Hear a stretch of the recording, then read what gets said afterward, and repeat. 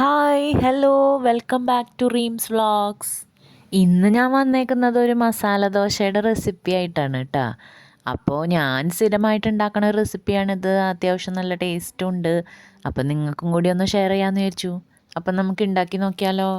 അപ്പോൾ അതിനായിട്ടൊരു ചീനച്ചട്ടി എടുത്ത് അതിലേക്ക് കുറച്ച് വെളിച്ചെണ്ണ ഒഴിക്കുക.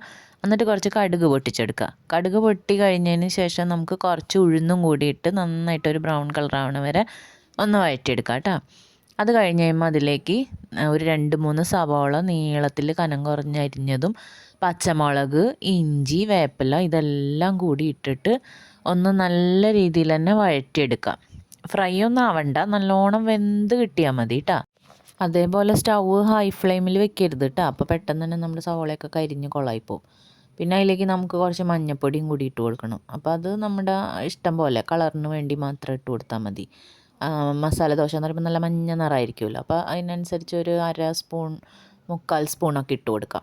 അതും കൂടിയിട്ട് നല്ലോണം ഒന്ന് വഴറ്റിയെടുക്കുക. പിന്നെ അതിലേക്ക് നമുക്ക് കുറച്ച് ഉപ്പും കൂടി ചേർത്ത് കൊടുക്കണം കേട്ടോ. അപ്പോൾ ഉപ്പും ആവശ്യത്തിന് നോക്കിയിട്ട് ഇട്ട് കൊടുക്കുക. അപ്പോൾ നമ്മൾ ഈ ഉരുളൻകിഴങ്ങ് പുഴുങ്ങുമ്പോൾ ഉപ്പ് ഇടുന്നില്ല. അപ്പോൾ അതുകൊണ്ട് തന്നെ കുറച്ച് ഉപ്പ് ഇതിൽ ആവശ്യമുണ്ട്. അപ്പോൾ അത് നോക്കി നോക്കി അങ്ങ് ഇട്ട് കൊടുത്താൽ മതി. കൂടിപ്പോയാൽ പിന്നെ നമുക്കൊന്നും ചെയ്യാൻ പറ്റില്ലല്ലോ. അപ്പോൾ അത് നോക്കി നോക്കി അങ്ങ് ഇട്ട് കൊടുക്കുക. പിന്നെ അതൊന്ന് ഉപ്പൊക്കെ ഒന്ന് സെറ്റായ സമയത്ത് നമ്മൾ മുന്നേ ഉരുളക്കിഴങ്ങ് പുഴുങ്ങി വെക്കണം. അതായത് തൊലിയോട് കൂടി പുഴുങ്ങിയിട്ട് പിന്നെ അത് ആറി കഴിയുമ്പോൾ തൊലി കളഞ്ഞിട്ട് ഇങ്ങനെ ക്യൂബ്സായിട്ട് കട്ട് ചെയ്തെടുത്താൽ മതി. അതും കൂടി നല്ലോണം ഇട്ട് ഇളക്കി കൊടുക്കുക കേട്ടോ. അപ്പോൾ ഞാനത് ഇന്നലെ തന്നെ ചെയ്തു വെച്ചായിരുന്നു. കാരണം ഞാനത് രാവിലെ തന്നെയാണ് ഉണ്ടാക്കുന്നത്. പിള്ളേർക്ക് രാവിലെ വേണം എന്ന് പറഞ്ഞ കാരണം. അപ്പോൾ ഒത്തിരി കൂടി ഈസി ആയല്ലോ എന്ന് വിചാരിച്ചിട്ട്. അപ്പോൾ അത് നന്നായിട്ട് തന്നെ ഒന്ന് ഉടച്ചെടുക്കണം. അപ്പം നമ്മൾ ഈ ഉടയ്ക്കണ ടൂളുണ്ടല്ലോ, അതൊരെണ്ണം ഇല്ലെങ്കിൽ നിങ്ങൾ എന്തായാലും വാങ്ങി വെച്ചോളൂ കേട്ടോ. നമുക്ക് നല്ല ഉപകാരമുണ്ട്. അപ്പോൾ അത് വെച്ചിട്ട് തന്നെ നല്ലോണം ഉടച്ചങ്ങോട്ട് എടുക്കുക. കട്ടയായിട്ട് ഇരുന്ന് കഴിഞ്ഞാൽ വലിയ ടേസ്റ്റ് ഉണ്ടാവില്ല. അപ്പോൾ നല്ലോണം ഉടച്ചെടുത്ത് കഴിഞ്ഞാൽ നമുക്ക് ഈ മസാല ഉള്ളിൽ വയ്ക്കുന്ന സമയത്ത് നല്ല ടേസ്റ്റ് ആയിരിക്കും കണ്ട.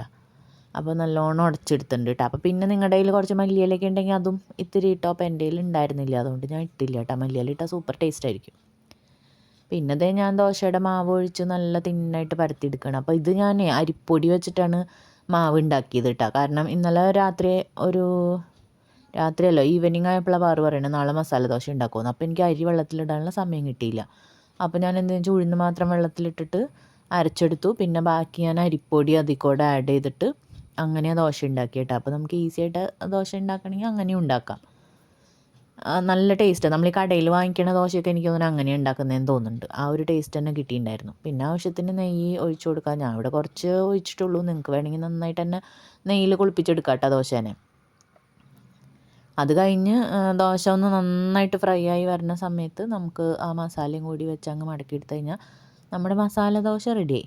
എൻ്റെ സ്കൂൾ ഡേയ്സിലൊക്കെ മസാല ദോശയുടെ ഓർമ്മ എന്ന് പറഞ്ഞു കഴിഞ്ഞാൽ വല്ലപ്പോഴും അച്ഛൻ്റെ കൂടെ പറശ്ശിനിക്കടവിൽ പോകുമ്പോൾ കഴിക്കണ ഒരു സാധനം കേട്ടോ അത്.